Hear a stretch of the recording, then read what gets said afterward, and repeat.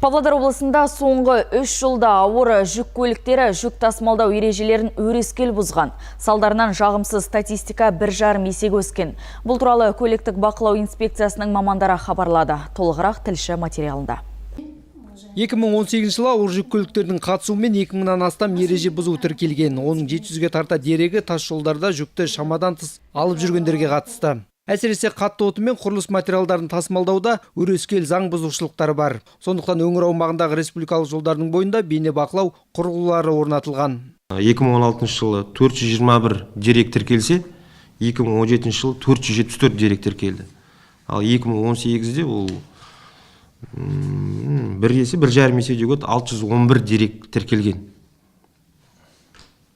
Сәйкесінше бұл мәліметтер жыл сайын жүк тасымалдаушылармен ең алдымен ол жүк жөнелтушілермен жол беретін рұқсат етілген салмақтық және габариттік параметрлерді жүкті тиеу кезінде тиісті қадағалау жүргізілмейтінін көрсетіледі. Өткен жылы көліктік бақылау инспекциясы 1601 жүк көлігіне тексеру жүргізген. Нәтижесінде 627 заң бұзушылық анықталды. Оның ішінде 307 дерек қауіпті жүк тасымалдау бойынша ұсталған. Ал көктемгі тасқын суға байланысты республикалық маңызы бар жолдарда автокөліктің білігіне орай көлік құралдарының қозғалысына шектеу қойылады.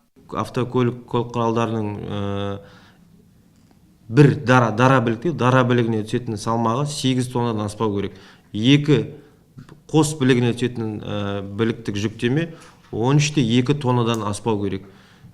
Бұл айтқанда біліктікке түсетін жүктемелер егер басқа жылдың мезгілінде қолданылатын рұқсат берілген салмақтық параметрлерден 20%-ға төмендейді.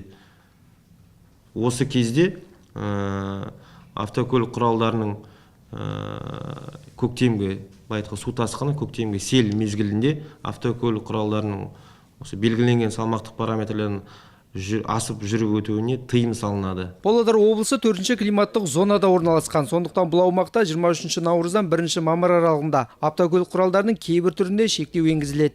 Өзгеріс Қуанар, Анатолий Класин, ертіс ақпарат.